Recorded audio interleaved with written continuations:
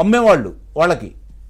అట్లాగే సచివాలయం వాళ్ళు అంటే సచివాలయంలోనూ అలాగే గ్రంథాలయాల్లోనూ ఆ పేపర్ కొనాలనే నిబంధనలు పెట్టారు వాళ్ళు.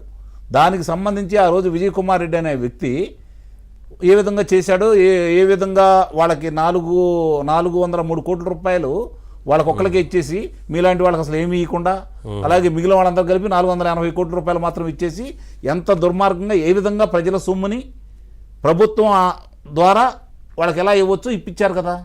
అట్లానే ఇది కూడా ఈరోజు తల్లిద అంటే అమ్మఒడి కింద వెళ్ళాల్సిన తల్లుల ఖాతాలో మీరన్నట్టు తెలుగుదేశం పార్టీ వాళ్ళు కావచ్చు, జనసేన కావచ్చు, వాళ్ళ వ్యతిరేకంగా ఉన్న వాళ్ళ పేర్లు తొలగించేసి వీళ్ళకి అందే విధంగా చేశారు.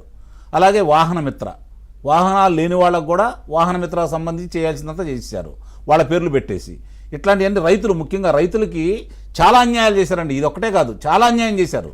ఈరోజు నిన్న కోయ ప్రవీణ్ గారు వర్రా రాఘవరెడ్డికి సంబంధించి రవీందర్ రెడ్డికి సంబంధించిన విషయాలన్నీ బయటపెడుతూ ఆయన ఒక మాట మాట్లాడాడు.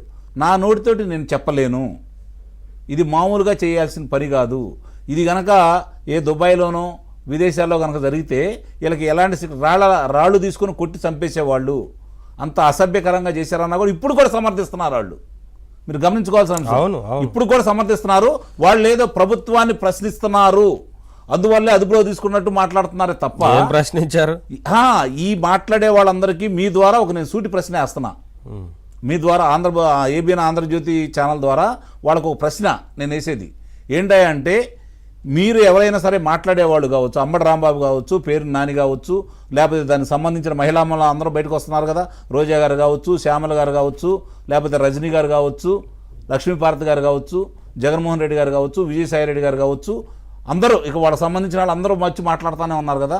వీళ్ళు ఎవరైనా సరే వర్రా రవీందర్ రెడ్డి అనే వ్యక్తి, మీరు అతను పెట్టినటువంటి రాతలకు సంబంధించి మీరు రెండు చెప్పండి, పత్రికా సమావేశంలో చెప్పండి, లేకపోతే ప్రసార మాధ్యమాల్లో చెప్పండి, లేదంటే మహిళలందరినీ కూర్చోబెట్టి మీ నాయకులు, మీ 151 శాసనసభ్యులు ఉన్నారు కదా గతంలో, అందుట్లో తెలుగుదేశం పార్టీకు జనసేనకి వెళ్ళిన వాళ్ళని తీసేస్తే మిగిలిన వాళ్ళ సతీమణులు, పిల్లలు, లేకపోతే వాళ్ళ కుమార్తెలు, కోడళ్ళు, మనవరాళ్ళు, వాళ్ళు ఎవరైనా ఉంటే అందరూ వచ్చి కూర్చోబెట్టి చెప్పండి. ఒక 1000 మంది 2000 మంది అవుతారు కదా, వాళ్ళ సమక్షంలో చెప్పండి, ఆ మాటలు చదవండి, ఆ రాతలు చదవండి, వాళ్ళు చిత్రీకరించిన విధానాన్ని చూపించండి ఒకసారి. బయట వాళ్ళే కూడా వద్దు, విజయమ్మ గారు కావచ్చు, షర్మిల గారు కావచ్చు, సునీతారెడ్డి గారు కావచ్చు, వీళ్ళకి సంబంధించి చదివండి, అప్పుడు మీరు సమర్థించండి, బయటకు వచ్చి మాట్లాడండి. ఈరోజు రాష్ట్ర ప్రజలు ఏం కోరుకుంటున్నారు చెప్పనా నవీన్ గారు? అభివృద్ధి అనేది చంద్రబాబు నాయుడు గారు ఎటు చేస్తారు, దాని గురించి మాట్లాడట్లా. పథకాలు ఎటు వస్తాయి, దాని గురించి మాట్లాడట్లా. పరిశ్రమలు వస్తాయి, దాని గురించి మాట్లాడుకోవట్లా. ఎందుకంటే ఈరోజు 4 లక్షల కోట్ల పైన ఈ 5 నెలల్లో రాష్ట్రానికి పరిశ్రమల ద్వారా డబ్బులు వస్తున్నాయి. అంటే 4 లక్షల కోట్ల రూపాయలు విలువైన పరిశ్రమలు పెట్టబోతున్నారు ఈ రాష్ట్రంలో. అయినా సరే ప్రజలకు తృప్తిగా లేదు. గత 5 సంవత్సరాల్లో ఎవరెవరైతే ప్రజల్ని హింసించారో, నాయకుల్ని హింసించారో, వాళ్ళ ఆస్తులను దోచుకున్నారో, ఎవరైతే వ్యక్తులను చంపేశారో, ఆత్మహత్యకు కారణమయ్యారో, వాళ్ళందరూ కళ్ళ ముందు తిరుగుతూ ఉంటే తట్టుకోలేకపోతున్నారు. వాళ్ళకి ఎందుకు శిక్ష వేయట్లేదని చెప్పని అడుగుతున్నారు. మీ గురించి మాట్లాడారు కదా, TV5 గురించి మాట్లాడారు కదా, ఈనాడు గురించి మాట్లాడారు కదా, రాజద్రోహాలు పెట్టారు కదా, ఇప్పుడు వీళ్ళ మీద ఏం పెట్టాలా, ఎలాంటి చర్యలు తీసుకోవాలి? నిన్నగాక మొన్న మాజీ ముఖ్యమంత్రి బజార్కి వచ్చి మళ్ళీ మాట్లాడుతూనే ఉన్నాడు పత్రికా సమావేశంలో, కంటిన్యూగా అదే మాట్లాడుతూనే ఉంటారు. మరి ఏంటి దీనికి అడ్డుకట్ట ఎక్కడ?